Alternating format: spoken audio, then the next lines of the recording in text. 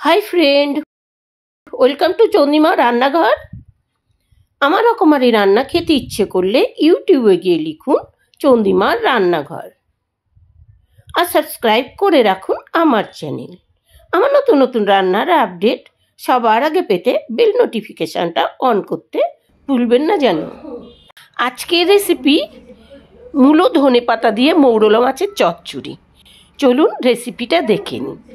রেসিপিটা তৈরির জন্যে প্রথমেই আমি কড়াটাতে সর্ষের তেল দিয়ে দিয়েছি। কড়াটার চারধারে আমি তেলটা ছড়িয়ে নিলাম যাতে মাছটা ভাজার জন্যে ভেঙে না যায়।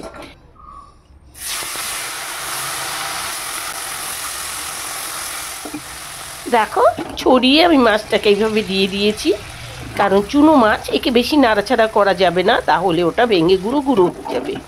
সেই জন্যে এইরকম করে মাছটাকে আমি ভেজে নিচ্ছি।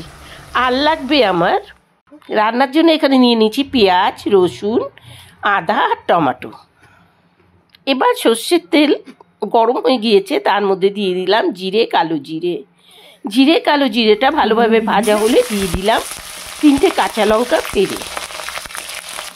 এবার দিয়ে দিচ্ছি রসুন, পেঁয়াজগুলো এর মধ্যে দিয়ে দিলাম। এবার নাড়াচাড়া করে পেঁয়াজটা, রসুনটা, কাঁচা লঙ্কা সব কিছু একসাথে আমি ভেজে নেব। আর এখানে কেটে নিয়েছি মূলো আর আলু, ঠিক এইরকম করে সরু সরু করে কেটে নিয়েছি। ছোটো মাছের সাথে ছোট করে কাটলে তার টেস্ট আলাদাই হয়। এবার আলু আর মূলোটা এর মধ্যে দিয়ে দিলাম। সবটা আলু আর মূলো কড়াতে দিয়ে এখানে নিয়েছিলাম হলুদ, জিরের গুঁড়ো, আদা বাটা, এই সব কিছু একবারে একটু জল দিয়ে এর ওপরে দিয়ে দিচ্ছি। ভালোভাবে করে নাড়াচাড়া করে দেব যাতে মশলাটা তেল আর ফোড়নে যাবতীয় একসাথে মিশে যায়। এবার ঢেকে দিলাম।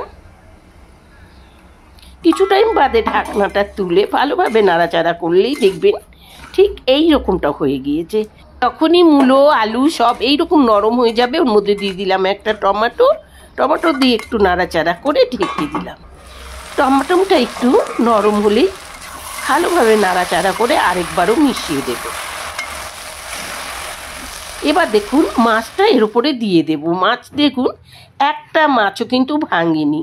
ঠিক ওই প্রসেসে মাছ ভাজলে মোটেই মাছ ভাঙবে না, আর নয়তো তরকারিটা কাটা কাটা হয়ে যাবে। এবার ওপরে নিচে ভালোভাবে মিশিয়ে দিচ্ছি। রান্নাটা প্রায় হয়ে গিয়েছে, এখন দিয়ে দেবো এর মধ্যে ধনেপাতা। এবার ওপর দিয়ে আস্তে আস্তে করে ধনেপাতাটা ছড়িয়ে দেব।